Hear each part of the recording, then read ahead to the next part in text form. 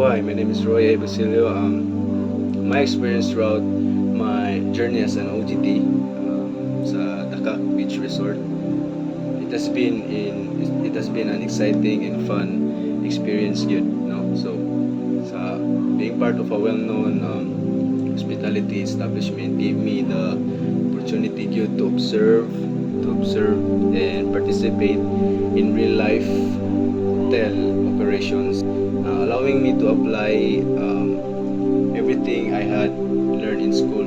So, itong mga ibang tudlo sa mga maestro, na-apply yun na mo sa trabaho sa Dakak Beach Resort. No? From welcoming guests with a smile and always do the mabuhay gesture and always greeting the guests with smile, to assisting with check-ins and serving welcome drinks po sa nanami part sa itong sa Tropicana.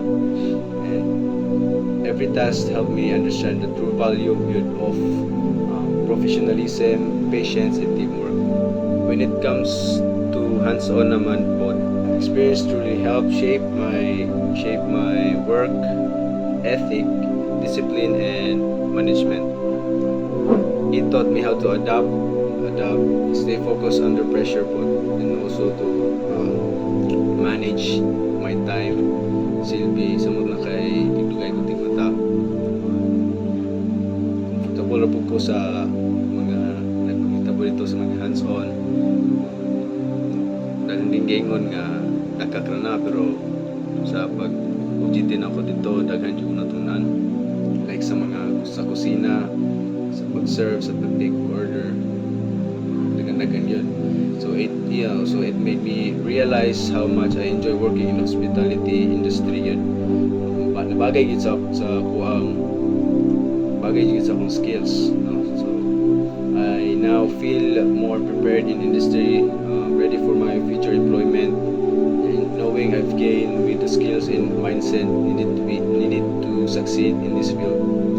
So sa mga sunod na mo diya, hindi mo magmahay kung asa mo sa istorya sa Boracay or sa Dakak. It doesn't matter kung asa mo na-assign, asa mo nagtrabaho.